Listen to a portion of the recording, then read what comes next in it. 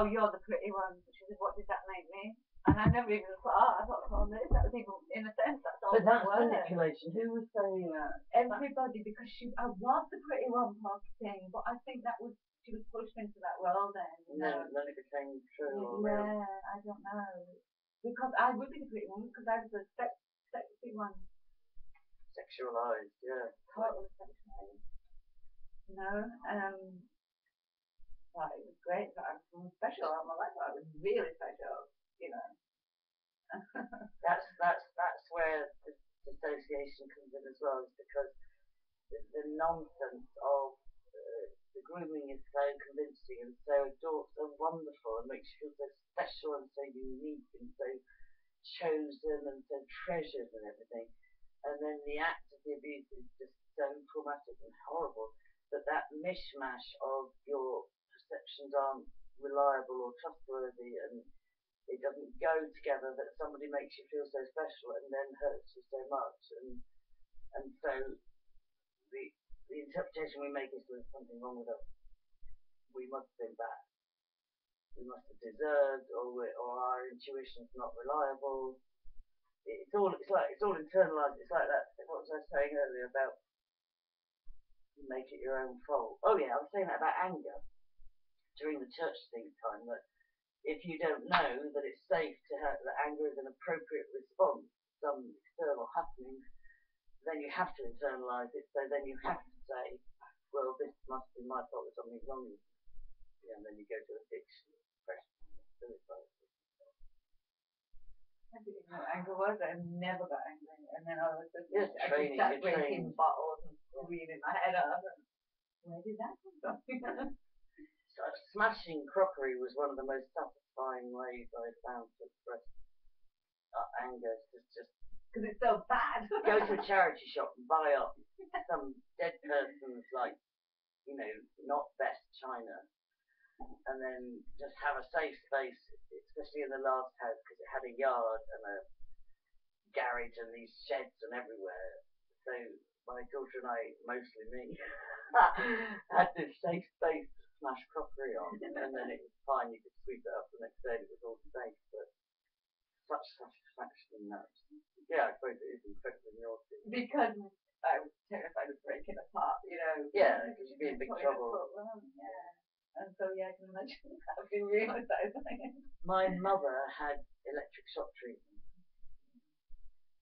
and there's lots of threads that I don't even want to go there and tell. First of all, my mum met him, he was based at RAF Hornchurch, and I did hear there was some, in Essex, there was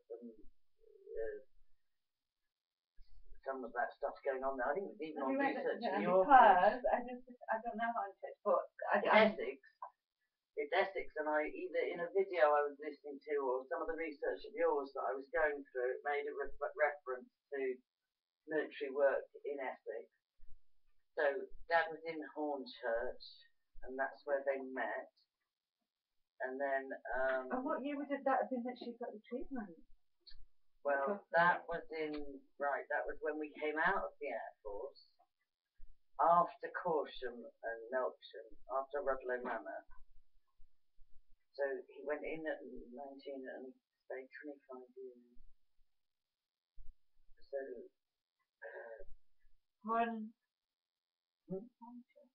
yeah, he was at an RAF base in Hornchurch in Essex, or near Hornchurch. That's where she met him. And then she started to write these things down for me, and I'll trace it back on the timeline. But we were also in Germany. He was 3 years. I was born in RAF Begberg near Mönchengladbach in Germany. And then, but Rudloe Manor was the last posting after Gibraltar. And so I was in 12. I was born 56, so it would have been about 1970, 71 when she devises. Do you know devises? No. It's near Corsham. Is it? Yeah. I mean, I've heard of devices, but I didn't know. Yeah, devises. Rudloe Manor Yeah. is in Corsham, and Devizes would be like the nearest big town, if you like. Right. And there was a mental hospital there. Right. Loony bin, we used to call it. And my mother was, she made herself a voluntary patient. She got herself voluntary admitted in Devizes. I had it that she was kept in 4 months, but she says no, it was 9 weeks. But she was given electric shock treatment, and it was called that back then. Yeah. And she said she wished she'd never had it because she lost huge decades of her life, of her memory. And I think it had been explained to her that they would selectively wipe. No, that's not normal because you're only supposed to lose the memory immediately before you have shock treatment if it's done. Ah, well, that's not how they explained it to her. I'll take you to meet her tomorrow, hopefully. The way they explained it to her was that she had had a lot of trauma in her life, including being evacuated at the age of 4 for 5 years during the Second World War, evacuated down to Taunton, Somerset. So she'd had a lot of trauma in her life. So they said, and then being married to my father was very abusive, lots of stuff. And then being molested by her father-in-law and just horrendous, lot of trauma. So that the psychiatrist said to her, we will select extreme trauma times in your life and we'll just erase that memory. And again, I'm obviously saying as she's recounted to me, unless it was that she thought super advanced would have been they can't. No, you can't selectively say, right, I will take out the memory of that abuse, but I won't touch any other memories around it. But for whatever reason, I think in her vulnerability, or in her naivety, she thought, oh, that would be good. If I could just have the most severe traumas erased. But then I know us kids noticed a huge difference when she came out, because it was like she didn't have a frame of reference of being our mother. Like she didn't, we would say, oh, do you remember this, Mum? And what was that? What was my friend's name, Mum? And obviously we needed an anchor because we moved every 3 years. We needed somebody to be our frame of reference because we already were being uprooted and moved and and so it was very upsetting when she just zombified. She just like, well, I don't remember anything about that. And so on. And then not long after that, she became addicted. She got hooked on Valium, Librium, and then alcohol for 15 years, and so it became a nightmare. So she had made attempts to get, like she'd raised us kids and she'd always stayed out of guilt, like I can't leave because, where would I go with 5 children?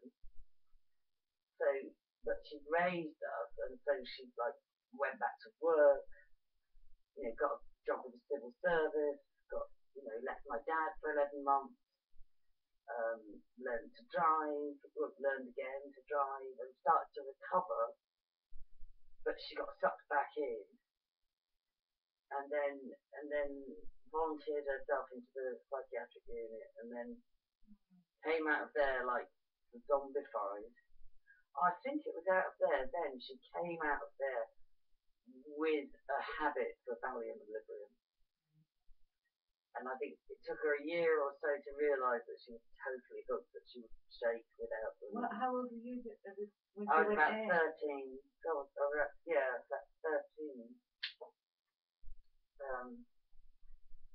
So she came out zombified and she had a Valium or Librium habit.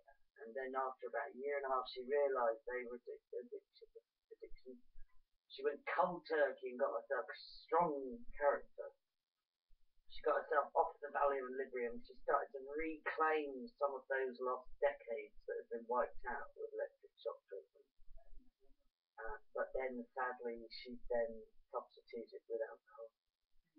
So she was very alcoholic for 15 years.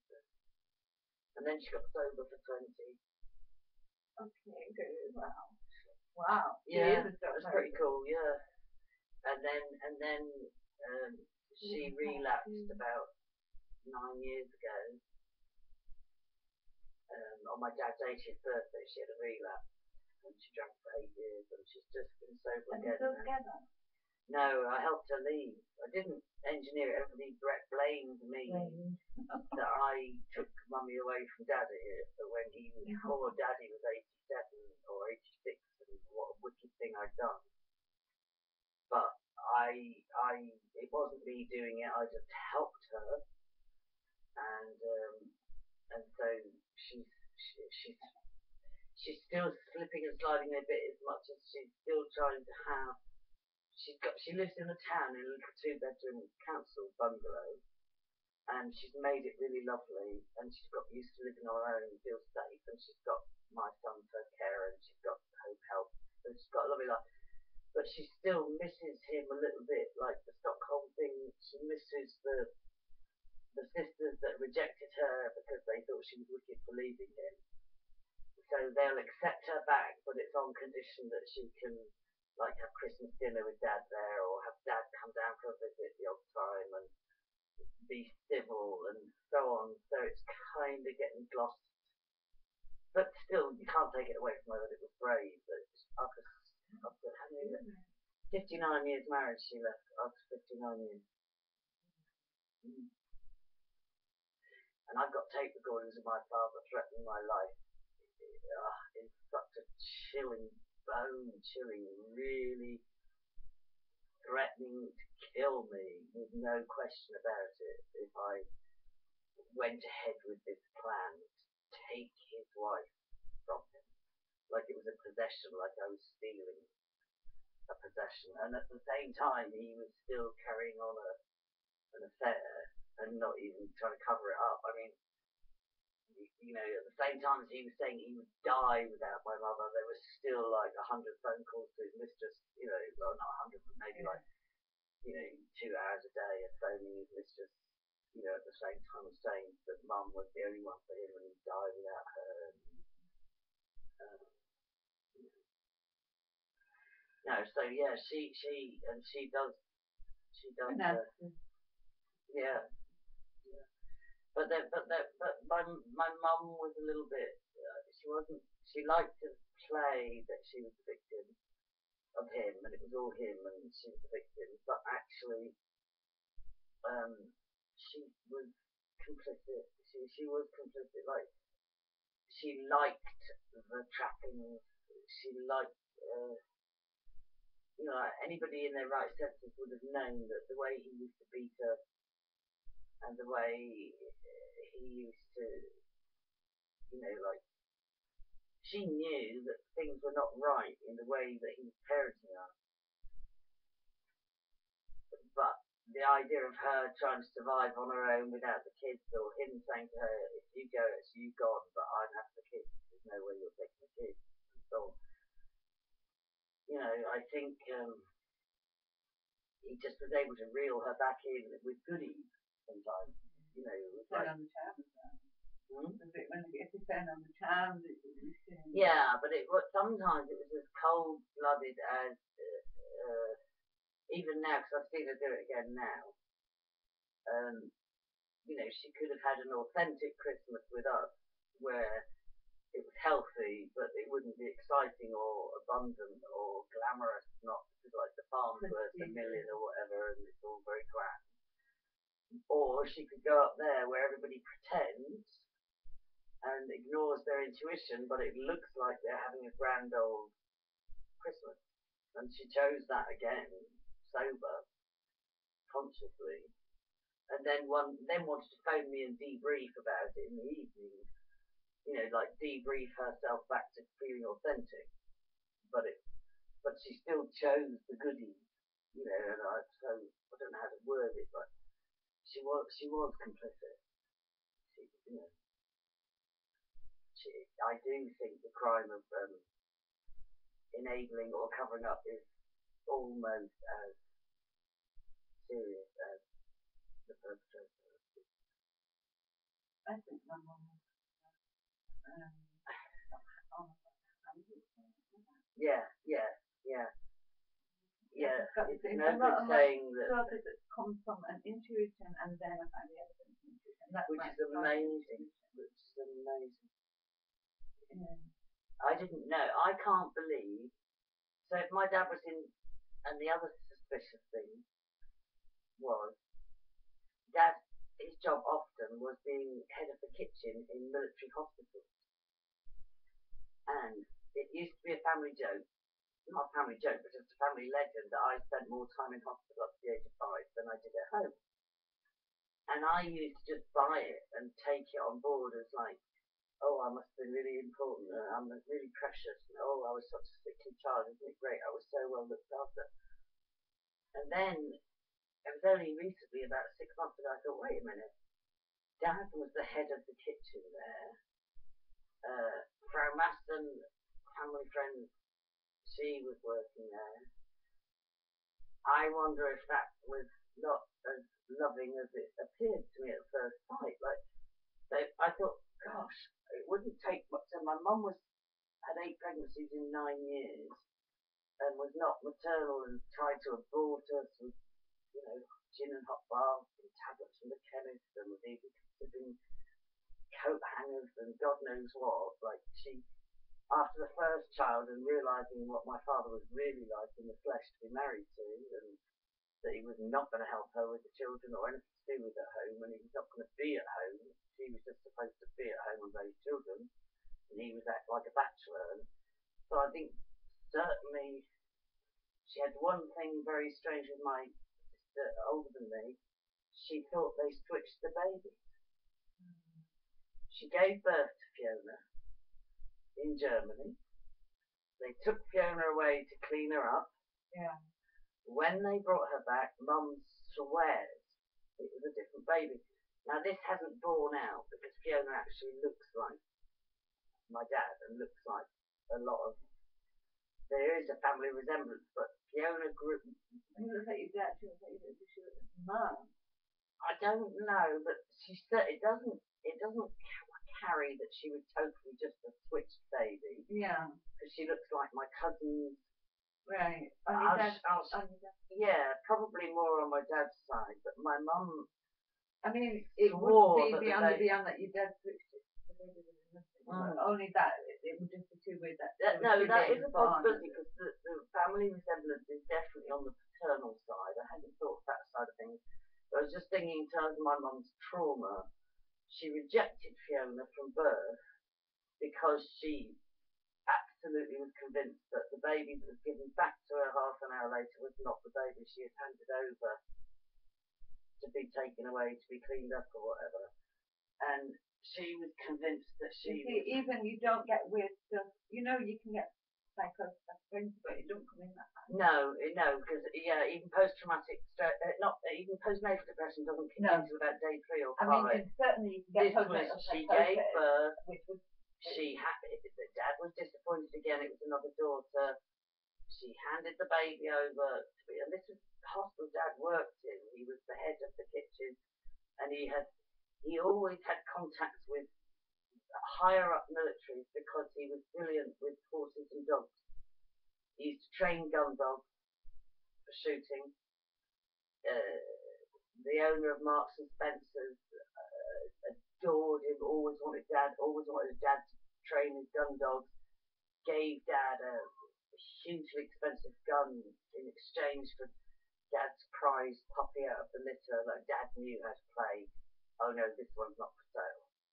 And so these hobnob, people were always in our circles, and it seemed to be that Dad's access to them was through the gun dog shooting, hunting, shooting, fishing scene. It's like, oh, he's an Irishman, he knows the horses and he knows dogs and he can train gun dogs like you'd never believe. And so there was that connection, and there was the connection of him being, senior in the hospital.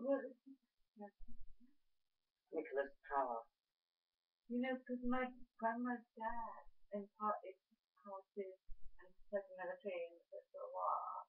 Right. And again, just what you're saying about the horses thing, and then milling with the. Yeah, that was always, and we always took it as that was why Dad was always being asked on shoots and out to big estates and going, meeting the gamekeepers but there could have been other connections with that. So there was the birth trauma there, and Dad convinced Mum that that was one of the first times he started to convince her she was crazy. Because because he was saying that of course it's your baby and it looked black haired when it was born because the hair was wet, they've just dried the hair up, that's why it's brown haired now, and so on and so forth. But you'd have to be pretty crazy to say this isn't my baby. That it's more possible something serious that happened to that baby, even if it was the same baby. Yeah, and something happened because they traumatize them. Sometimes they take them away and traumatize them. Yeah, and then not only that, because we were all a year apart, quite possible. Cathi was born in '56, Fiona was born in '57, and then I was born in '58, and then miscarriages, strokes, self-induced abortions. I don't know if she was trying to get rid of the babies or for whatever reason.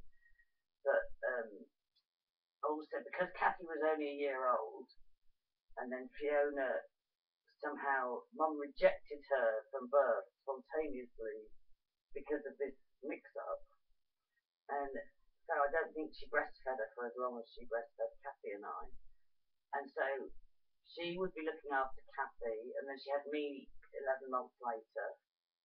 So she had these 3 little babies. So Dad used to take over feeding Fiona at night, but he fully confessed years later that because it took so long to get a bottle into her because she was upset and disturbed and traumatized and whatever, he would drink the bottle and say to Mum that she'd had her night feed. And then of course Fiona would keep screaming through the night because she was hungry. And I just remember thinking, how could my dad have turned around and gone back to sleep knowing that the baby's crying with hunger, which he knows about. Mum's rejecting the baby even more because she thinks the baby's had her bottle, she's had her nappy change, she's had everything. This is the baby from hell that's just torturing her. And I just remember thinking with hindsight, how could he be so cruel? And then I came and I don't know how she breastfed me for 9 months. But anyway. Did you say you were born in 58? 57. Oh, right, yeah. But she said that this thing about going into hospital, being in hospital, she said every time you cut a tooth, you get a bronchitis. And I said to her just recently, was it Dad's idea for me to go into hospital? Because he worked in hospital, was he able to say, my wife's overwhelmed at home? I was even imagining that Mum was saying, you can't be out shooting and hunting and doing all this, doing 4 jobs, you've got to help me at home, the kids are all sick, I can't cope, Angie's sickly. And it would be just like my dad, rather than say, yes, I'll stay home with you and parent, it would be like him to get somebody at work to say, listen, can you take, one of them's got a chest infection, the wife's giving me grief, will you just take the one in? But Mum didn't concur with that, but she seemed to me that she was really uncomfortable. When I just asked her recently, I said, Mum, I've never bothered trying to recover the first 8-year memory because I thought, all right, I've done enough work, it's not the end of the world if I can't remember that. But I said, now my kids are acting out. Josh was having a problem with porn and Gabby was having flashbacks and has been molested twice. So I said, I've got to recover those memories, Mum, because I'm unconsciously parenting, to the extent that they're buried. And when I started to question her about the amount of time I spent in hospital, she got very evasive and very. Now, I said to you earlier, it might have been because she was scared of me making another video. Could be as simple as that, but I suspect it's more than that. Yeah. We probably hit our 24 minutes.